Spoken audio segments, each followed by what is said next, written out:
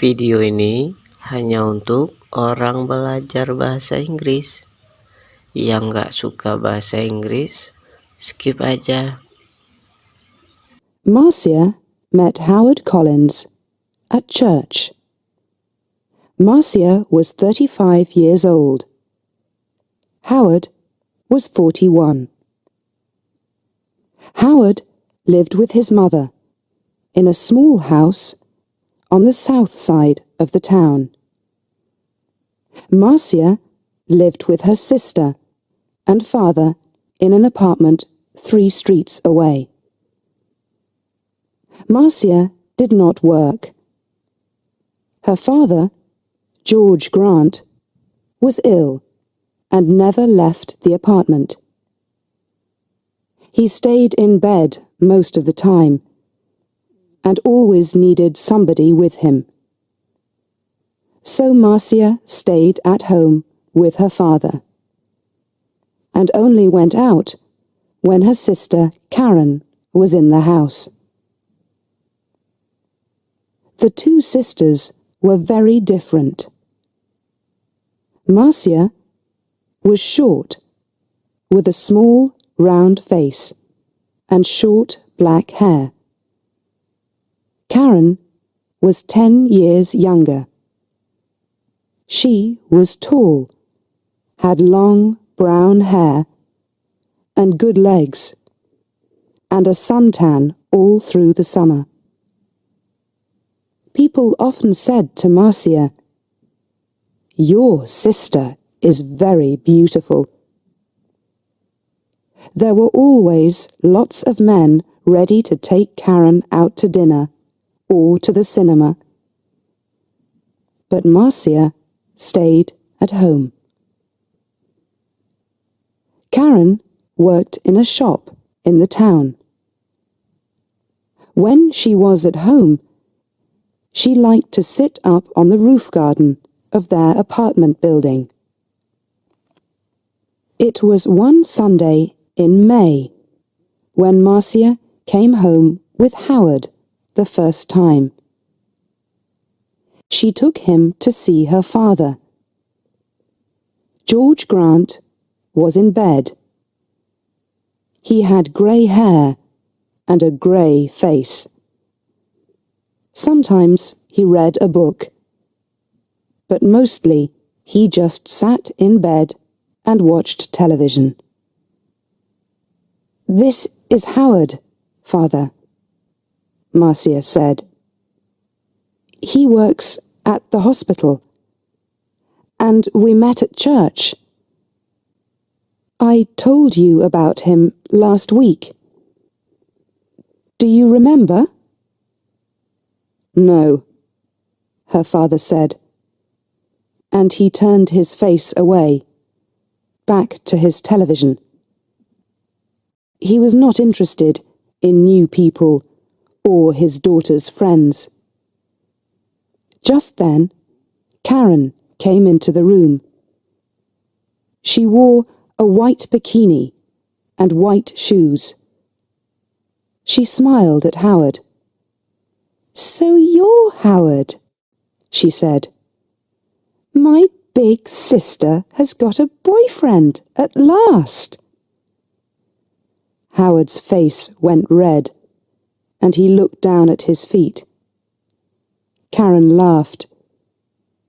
"Come on up to the roof garden and have some wine. The sun is wonderful this morning." "Oh, Howard began. Marcia looked angrily at her sister. But then she said, "Yes, I must get Father a drink. See you in a minute, Howard. Go up to the roof and talk to Karen." The sun was hot on the roof, and Howard took off his coat. He looked around. There were 3 chairs, a sun umbrella, a sunbed, and a table with 3 glasses and a bottle of wine on it. There were tiles on the floor, and next to the little wall around the edge of the roof, there were some flowers in boxes. This was the garden. "Very nice," said Howard. Karen smiled at him. "We don't see many good-looking men up here," she said. "Sit down and have a drink." Howard's face went red again. He gave a shy little laugh. "Oh, thank you," he said. He tried not to look at Karen's long, sun-tanned legs, but it was not easy. "I come up here all the time when it's sunny," Karen said. She began to put suntan oil on her arms and legs. Howard watched. Then Marcia arrived, and the three of them sat in the sun and drank wine. Marcia looked at Howard with love in her eyes. She did not look at Karen. Karen watched them. Her eyes went from her sister to Howard and back again to her sister. She smiled. It was not a nice smile.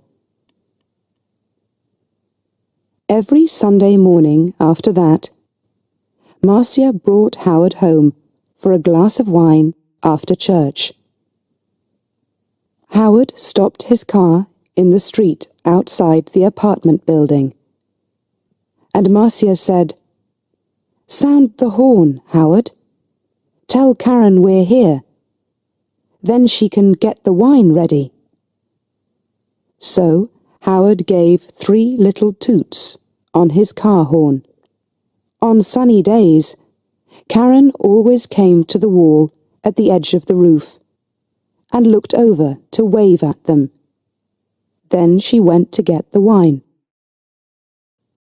She always wore her bikini, or a very short skirt. Marcia never wore short skirts or a bikini. "My legs are too fat for bikinis," she told Howard. "Your legs are very nice," he said shyly. One day in June, Karen asked Howard, "What time do you finish work, Howard?" "About 6 o'clock," he said. "Could you bring me home after work?" Karen said. "My shop's very near the hospital. You drive right past it. And you only live 3 streets away from us." "There's a very good bus," said Marcia quickly. "It stops outside our building." "But the bus is so slow," Karen said. "Please, Howard." Howard looked from one sister to the other. "Oh, well, yes, all right then," he said.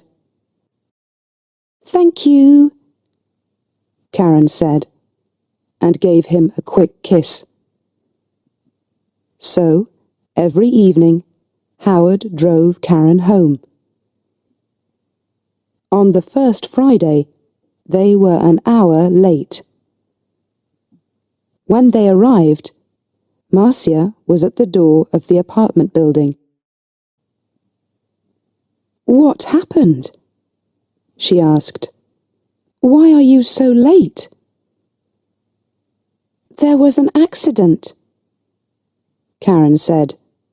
3 cars, all across the road. On that hill by the cinema, you know. We couldn't get past. We couldn't go back. There were so many cars, nobody could move." Howard said nothing. It was a long, hot summer that year. Marcia went to church every Sunday morning, and Karen stayed at home with their father. When it was sunny, and it often was, Karen went up to her sunbed on the roof. When Marcia went up to the roof garden, she always sat under the umbrella. But Karen put on lots of suntan oil and sat in the sun in her bikini. "The hot sun's not good for your body," Marcia said. Karen laughed. "Howard likes my body." "No, he doesn't," Marcia said angrily. "Oh, he does," Karen said. "He's very shy with women, but he always looks at my body very carefully. He does it all the time. Perhaps he wants me to take off." "Stop it, Karen," Marcia said. "Don't say those things." Karen laughed. "What's the matter, big sister? Are you afraid I'm going to take him from you?" Marcia did not answer. The next Sunday, Howard phoned Marcia early in the morning. I don't feel very well," he said. "I'm not going to church today." "Oh, my love, I'm sorry," Marcia said. "Can I phone you when I get home?" "Yes, of course," he said. "I can't phone before 1 o'clock," Marcia said. "I'm going to be late back because there's a meeting after church. Something about Africa, I think." "Oh, yes, I remember," Howard said. But Marcia was wrong. There was no meeting after church that morning. It was the next Sunday. So she left church at the usual time and arrived home at 11:45. First, she went in to see her father, but he was asleep. Then she phoned Howard, but there was no answer. Perhaps he's sleeping, she thought, and his mother doesn't want to answer the phone. She went to her room and put on a long summer skirt. Then she went up to the roof garden. She put her hand on the door to the roof and stopped. The door was half open, and she could hear voices. There was someone with Karen. A man. Howard. Howard? Marcia listened. "I feel bad about this," Howard said. "We must tell Marcia soon, Karen." "No," Karen said quickly. She gave a little laugh. "It's our secret, Howard. Only for a little longer. All right?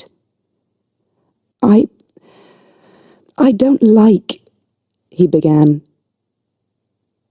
"But you do love me, Howard," Karen said. "Not Marcia? Say you love me, please." Marcia suddenly felt cold.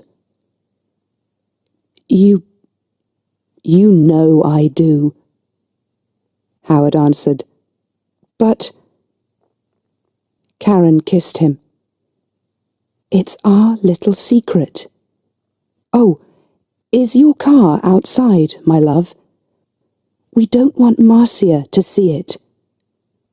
"I didn't bring my car," Howard said. "I walked here." "Good," Karen said. "But it's getting late. You must go, before she comes home. They kissed again. See you tomorrow. Usual time, usual place, said Karen. Now go. Marcia moved quickly and quietly away from the roof door and ran to her bedroom. She did not want Howard or Karen to see her. She heard their voices. Then the front door of the apartment opened and closed. Howard was gone. Marcia sat on her bed for an hour. Why, she thought. Why does she do it? I stay at home with an old man all the time.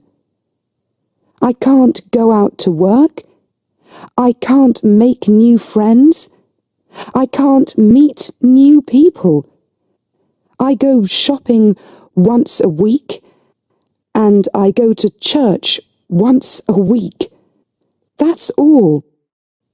And then I met Howard. When he said, I love you, I was so happy. And now?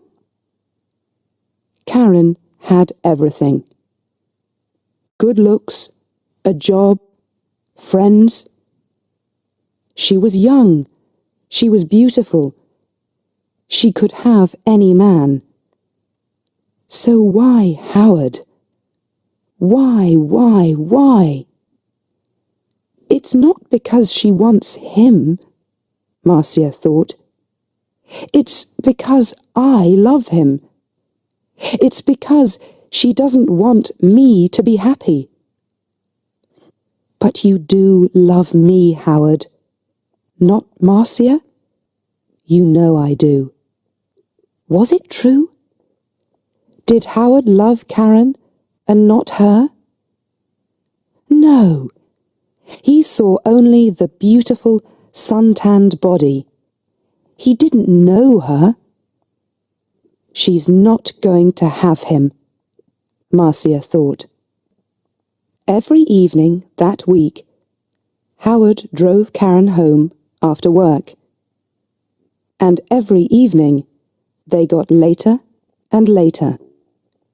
The next Sunday, Marcia didn't go to church. I've got a bad head, she told Karen. I just phoned Howard and told him. And he's coming here after church, as usual. I'm going back to sleep for an hour or two. And she went into her bedroom and shut the door. Later in the morning, when Karen was with their father, Marcia went up to the roof garden. Karen's bottle of suntan oil was on the table, and Marcia smiled. When Karen came up to the roof, Marcia was in her chair under the umbrella, with a book in her hand. Oh, is your head better? Karen asked. Yes, thanks, Marcia said. Karen wore her bikini, a new yellow one. She opened her bottle of suntan oil. Oh, there's not much here, she said. I must get some more. She began to put some oil on her legs. 20 minutes later, Howard stopped his car in the street below. Up on the roof, Karen and Marcia heard the usual 3 little toots on his car horn. He's here, Karen said excitedly. Your man's here, big sister. And she laughed. Yes, Marcia thought. My man, not yours, Karen. Karen jumped up from her sunbed. She ran to the wall at the edge of the roof to look down and wave to Howard. She had no shoes on, and at the wall, her feet suddenly slipped away from under her. "Ah!" she cried. She fell forward and put out her hands to grab the wall. But the top of the wall was slippery too. Her hands could not hold it, and slipped away, off the wall, over the edge. And her body went on too, over the edge of the wall, and down, down, down, down. Before she hit the ground, she knew. Slippery. Suntan oil. Marcia.